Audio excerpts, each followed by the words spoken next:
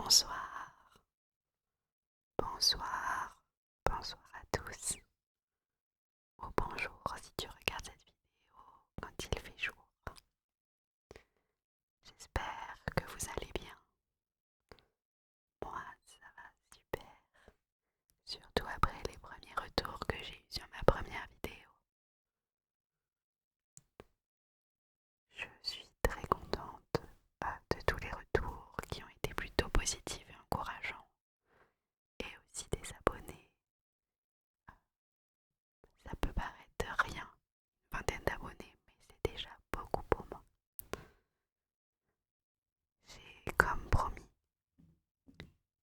utilisé mon petit carnet qui est juste à ma droite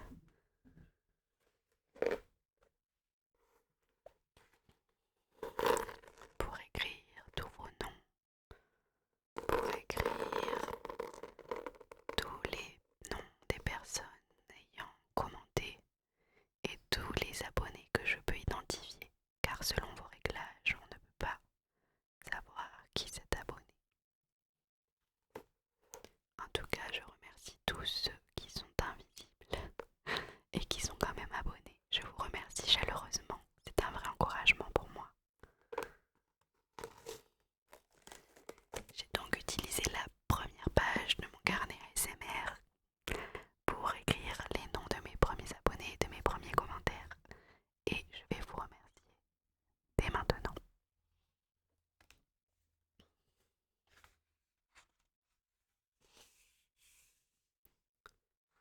Je vais remercier d'abord les abonnés.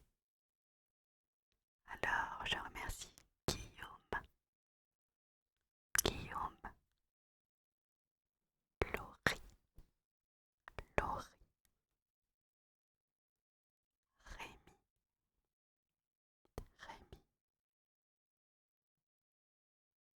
Calypso ASMR, Maman Écureuil ASMR. Merci Maman Écureuil pour ton abonnement et ta bienveillance en message. Ça me touche énormément. Et Osami Moon ASMR également pour ta bienveillance et ta gentillesse. Et elle s'est abonnée avec sa chaîne personnelle et je la remercie 1000 fois. Je remercie Manon, NV7, Ben Calva, Saphir, Maman Écureuil une deuxième fois, et mon amoureux bien sûr, d'avoir commenté cette première vidéo.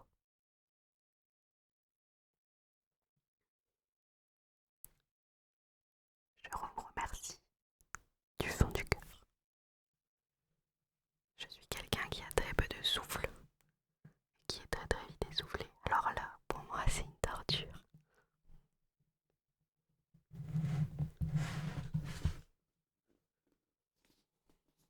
Aujourd'hui, on va lire et on va se faire des petites caresses dans le crâne. Je vais te babouiller pour te détendre et je vais te lire les premières pages de Gatsby le Magnifique, qui est une œuvre que j'adore et que j'ai déjà lue 2 fois. Je l'ai lue une fois en anglais et une fois en français. Et à Noël, on m'a offert cette édition de chez Hauteville. Une édition illustrée et reliée magnifique. Gatsby.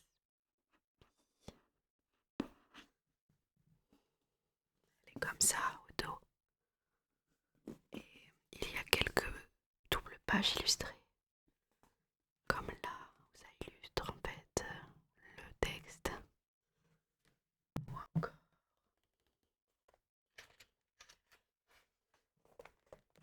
ici. Et je trouve ce livre très juste car les illustrations reflètent vraiment la vision que j'avais du texte. Donc on va chuchoter très proche, très proche du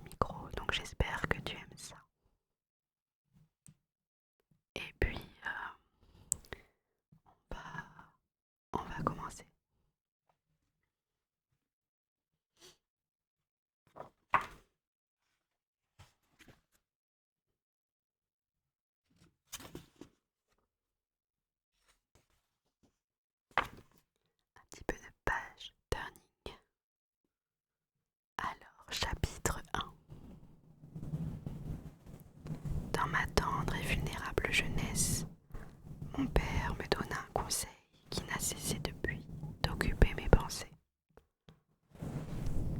Chaque fois qu'il te prendra l'envie de critiquer une personne, me dit-il, songe que tout le monde n'a pas joui des mêmes avantages que toi. Il n'en dit pas plus, mais nous avons toujours été, lui et moi, singulièrement communicatifs, sans sortir de notre réserve, et je compris qu'il insinuait bien davantage.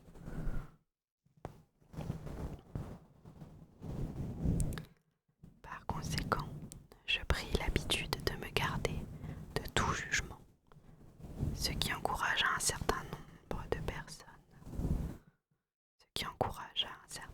d'étranges natures,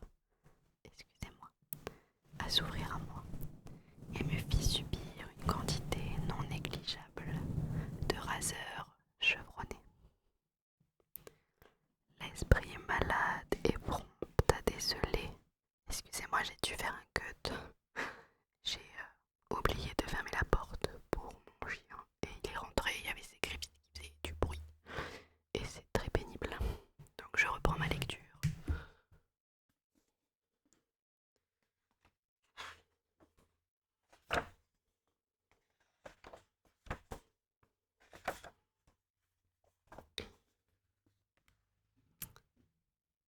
L'esprit malade est prompt à déceler ce trait et à s'y accrocher lorsqu'il apparaît chez une personne saine, si bien qu'à l'université, on m'accuse injustement de faire de la politique pour la simple raison que des inconnus à la vie tumultueuse me confiaient leurs peines intimes. La plupart du temps, je ne sollicitais pas ces confidences. Il m'arrivait souvent de feindre le sommeil, un état soucieux ou un détachement hostile. Dès que je voyais, il y a des signes qui ne trompent pas, frémir à l'horizon quelques confessions intimes. Car les révélations des jeunes hommes, du moins, dans le choix de leurs mots, relèvent en général du plagiat et sont criblées d'évidentes omissions. Se garder de tout jugement requiert un espoir immense. Je crains encore de passer à côté de quelque chose si j'oublie, comme mon père le suggérait avec snobisme, et comme avec snobisme, je le répète ici, que les bases de la décence morale ne sont pas équitablement distribuées à la naissance.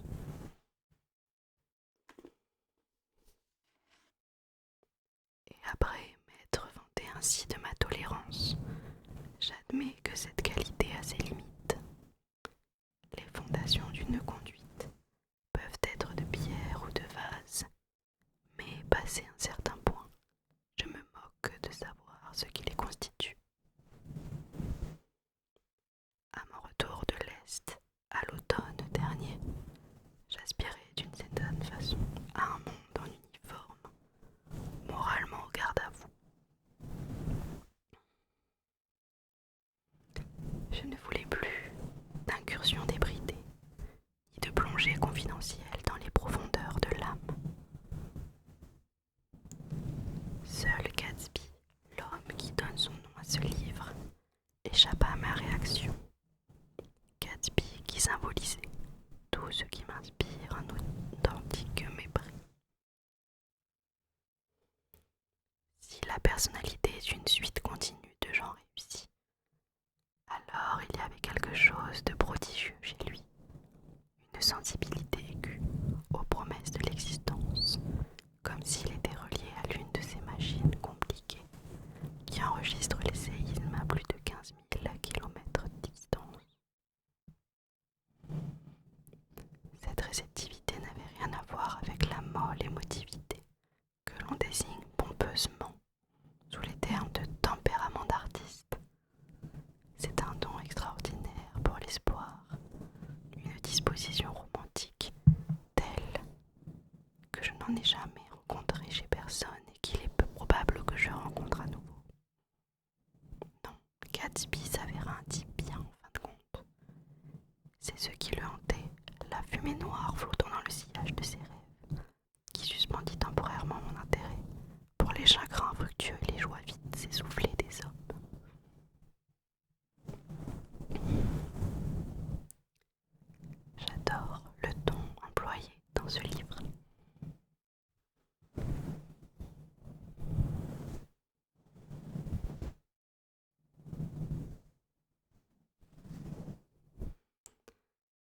Je viens d'une famille éminente, aisée, établie dans cette ville du Middle West depuis 3 générations.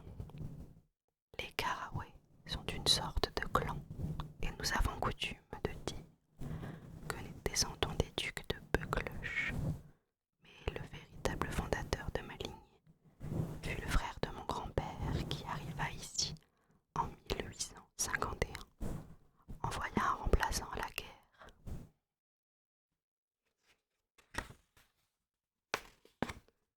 Envoya un remplaçant à la guerre de sécession et démarra l'affaire de quincaillerie, en gros, que mon père dirige aujourd'hui.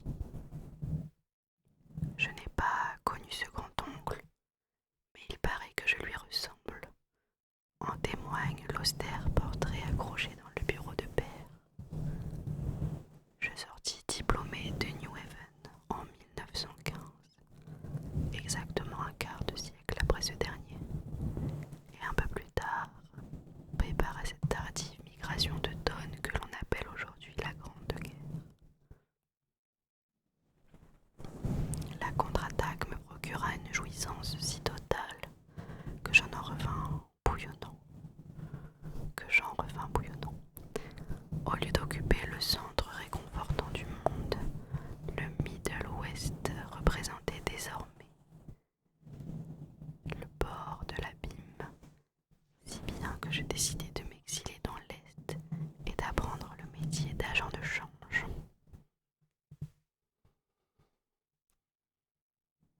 Mes connaissances évoluaient toutes dans ce milieu. Je supposais donc qu'il pouvait faire vivre un célibataire de plus. Je fais des lapsus. J'aimerais beaucoup être millionnaire. Mes ongles étant entendaient bâtir comme s'ils me choisissaient une école préparatoire pour conclure. Bon, eh bien, pourquoi pas? En affichant des mines graves et dubitatives. Père accepta de m'entretenir pendant un an, et après plusieurs reports, je m'installai dans l'Est de façon permanente. Du moins le pensais-je au printemps 1922. Le plus pratique aurait été de trouver un logement en ville, mais c'était la saison chaude et je venais de quitter une contrée de vastes pelouses et d'arbres amis, si bien que lorsqu'un jeune collègue me proposa de partager la location d'une maison en périphérie, l'idée me parut formidable. Il trouva la maison, une bicoque en carton battu par les vents, pour $80 par mois. Mais à la dernière minute, la firme l'envoya à Washington et je partis à la campagne tout seul. J'avais un chien pendant quelques jours à peine, jusqu'à ce qu'il se sauve, ainsi qu'une vieille Dodge et une Finlandaise qui faisaient mon lit, préparaient mon petit déjeuner et grommelaient des proverbes de son pays devant le fourneau électrique. La solitude me pesa durant un jour ou deux. Puis un matin, un homme arrivé encore plus récemment que moi m'interpella sur la route. « Comment va-t-on à West Egg Village ?» me demanda-t-il, perdu. Je lui indiquai le chemin, et en reprenant ma route, je me sentis plus seul. J'étais un guide, un éclaireur, un des premiers colons. L'homme m'avait conféré sans le vouloir le droit de citer. Et ainsi, avec le soleil et les feuilles qui jaillissaient sur les arbres à la vitesse d'un film en accéléré, j'éprouvai l'intime conviction que la vie redémarrait avec l'été. Il y avait d'une part tellement à lire et d'autre part tellement de vigueur à puiser dans cet air neuf et régénérant. J'achetai une dizaine d'ouvrages sur la banque, le crédit et les valeurs immobilières qui reposèrent sur mon étagère dans leur reliure rouge et or comme de l'argent tout frais, sorti de l'hôtel des monnaies, promettant de dévoiler les secrets étincelants comme des seuls Midas, Morgan et Mécène. Et j'ambitionnais de lire bien d'autres livres en plus. Je me piquais de littérature à l'université, ayant même rédigé une année quelques éditoriaux péremptoires et ainsi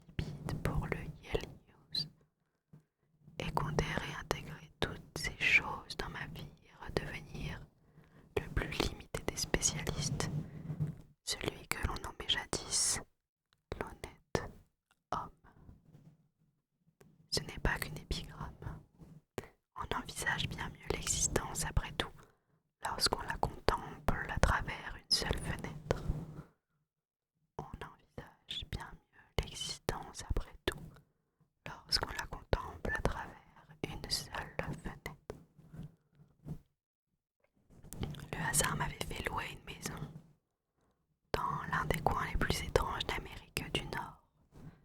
Elle était située sur cette île mince et turbulente qui s'étend à l'est de New York et où se trouvent, parmi d'autres curiosités naturelles, deux singulières formations de terre.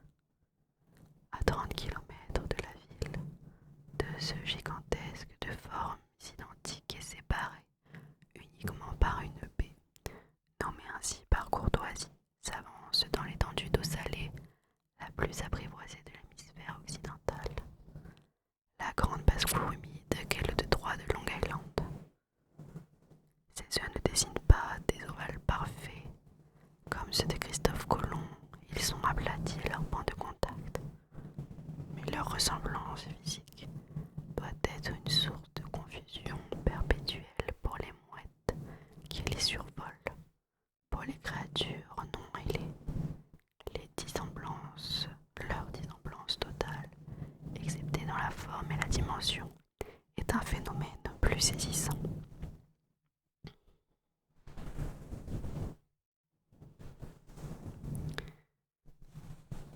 J'habitais West Egg, qui est, avouons-le, le moins huppé des deux. Bien qu'un tel adjectif soit fort réducteur pour qualifier leur bizarre et inquiétant contraste, ma maison se trouvait à l'extrémité de l'œuf, à 50 mètres à peine du détroit et coincée entre deux immenses propriétés qui se louaient pour 12 ou 15 000 dollars la saison. Celle qui se trouvait à ma droite était colossale en tout point, copie parfaite de quelque hôtel de ville en Normandie. Elle comportait sur le côté une tour flambant neuve, recouverte d'un duvet de lierre sauvage, une piscine de marbre et plus de 20 hectares de pelouse et de jardin. C'était le manoir de Gatsby, ou plutôt, comme je ne connaissais pas M. Gatsby, une maison habitée par un gentleman portant ce nom. La mienne était une verrue dans le paysage, mais elle était petite et s'était fait oublier, si bien que je bénéficiais d'une vue sur la mer, d'une vue partielle sur le jardin de mon voisin et de la proximité réconfortante de millionnaires, le tout pour 80 dollars par mois.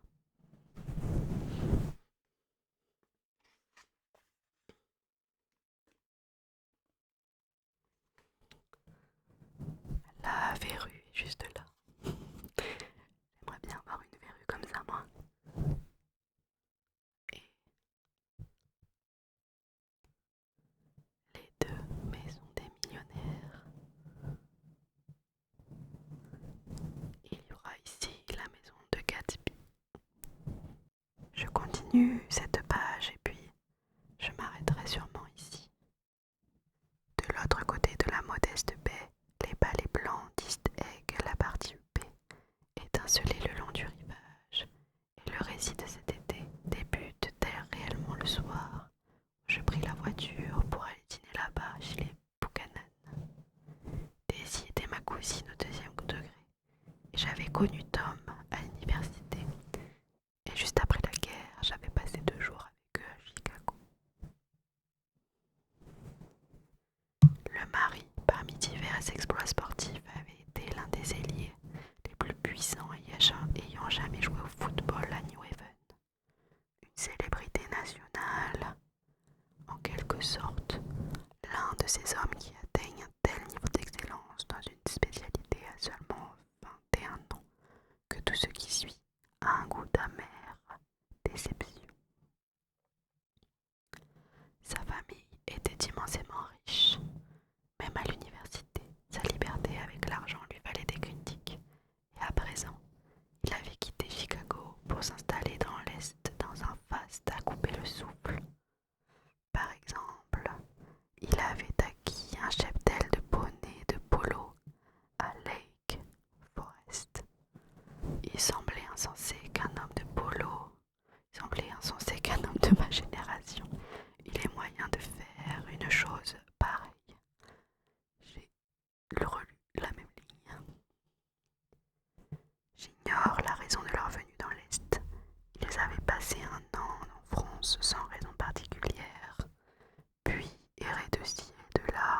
sans se poser. Partout, les gens jouaient au polo et se réunissaient entre riches. Ils ne tenaient pas en place, me disait Daisy au téléphone, mais je n'y croyais pas. Je ne lisais pas dans le cœur de Daisy, mais sentais que Tom vagabonderait perpétuellement dans son nostalgie, en quête de l'exaltante frénésie, à jamais révolue des matchs de football. Je vais m'arrêter ici pour la lecture, car ça fait un petit moment que je tourne et l'heure d'aller travailler pour moi approche. Si vous voulez la suite, n'hésitez pas à le dire en commentaire, je pourrais refaire une lecture proche du micro.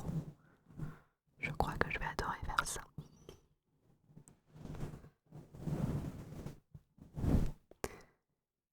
Si vous avez aimé et que vous voulez voir d'autres vidéos, n'hésitez pas à vous abonner. Je serai plus que ravie de vous accueillir. Et si ça le permet,